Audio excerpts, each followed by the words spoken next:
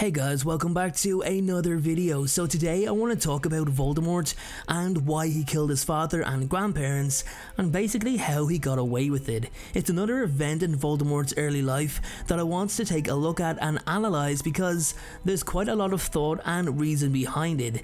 Look, we know the story. Voldemort's mother, Merope Gaunt, was heavily pregnant. She showed up at Wold's orphanage. She dies after giving birth and young Tom grows up as an orphan, feeling unwanted, unloved, abandoned, just basically feeling like he was nothing.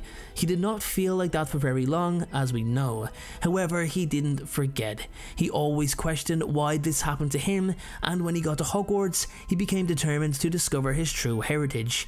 He wanted to know where he came from. After all, he was a brilliant young wizard, and it was assumed he must have come from good wizarding stock. He searched and searched through every book he could find in order to learn about his surname, Riddle, but it did not exist anywhere in any family history book.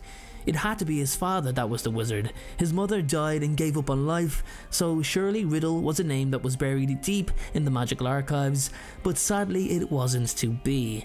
This all but confirmed he was magical from his mother's side, but he was very puzzled by the name Riddle, and it was something he didn't forget.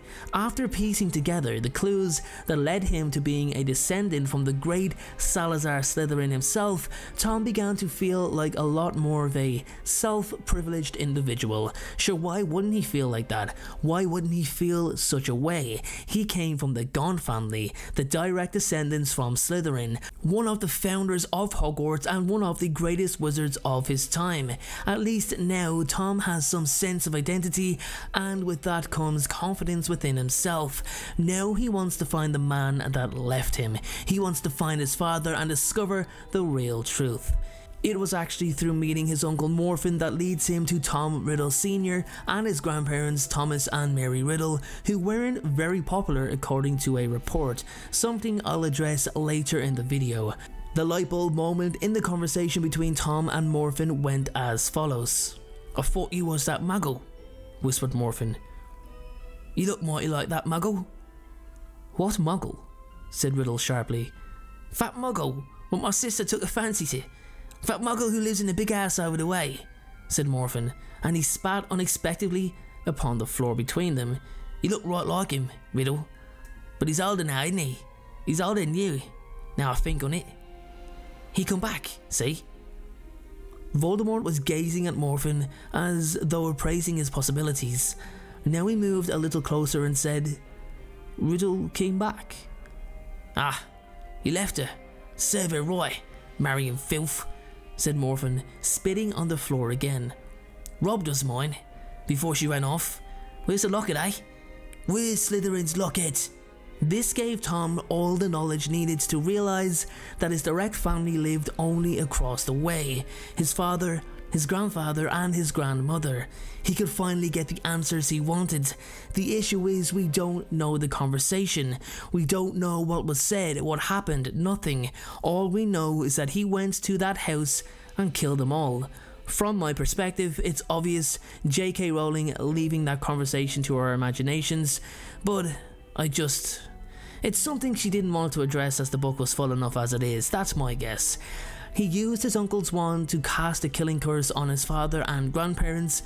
Riddle then returned to the Gaunt family shack and altered Morphin's memory, causing the Gaunts to believe himself to be the murderer and returned the wand to the unconscious man.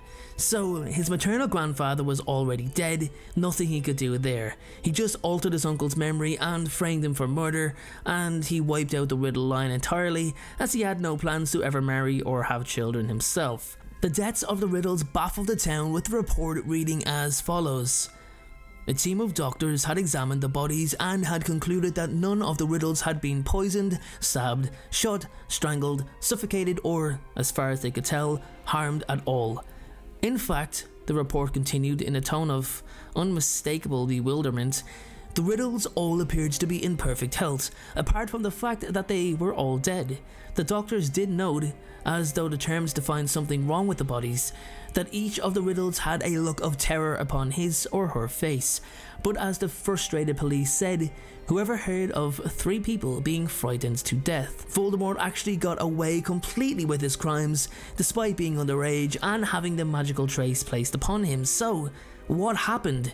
How did they not identify him immediately? Didn't Harry Potter get outright expelled right away for his use of underage magic? What's the difference here? Well, the issue with the trace is that it only detects that underage magic has been used. It doesn't inform the Ministry who it was. They just tie the location to the underage wizard who lives there, and bingo, they have their wizard. That's what happened with Harry using the Patronus charm with Dudley, for example. It was close to where Harry lived and he was the only wizard living there, so it's quite logical. You put 2 and 2 together, you get your wizard. Tom Riddle, on the other hand, well, nobody knew him in the village of Little Hangleton, and nobody knew that he had plans to go there in the first place. Everything was kept a secret. He done what he done, he cleaned himself up afterwards, he disappeared before the authorities arrived, and he's home free. There you have it, everyone. Why Tom killed his father and grandparents, and how he got away with it. Thanks for watching, make sure to subscribe, and I'll be seeing you all very soon. Thank you so much for watching. I truly appreciate your support. Everyone, notifications of uploads are more important than ever. So please, if you haven't already, turn those notifications on to make sure you're notified the moment my video goes live. Making videos is what I love to do. It's my dream and my passion. However, it does cost time and money to produce this content. So if you have $1 to spare to support me on Patreon in exchange for some exclusive unseen content, then you can click the Patreon link below or at the end of this video. Please only support me if you can afford it. And make sure to follow me on Instagram at InstaDeanJ and on Twitter at PotterFolklore. Check out my other videos appearing on screen, and please make sure, most importantly, to hit that subscribe button. Thanks again everyone, and please have a great day.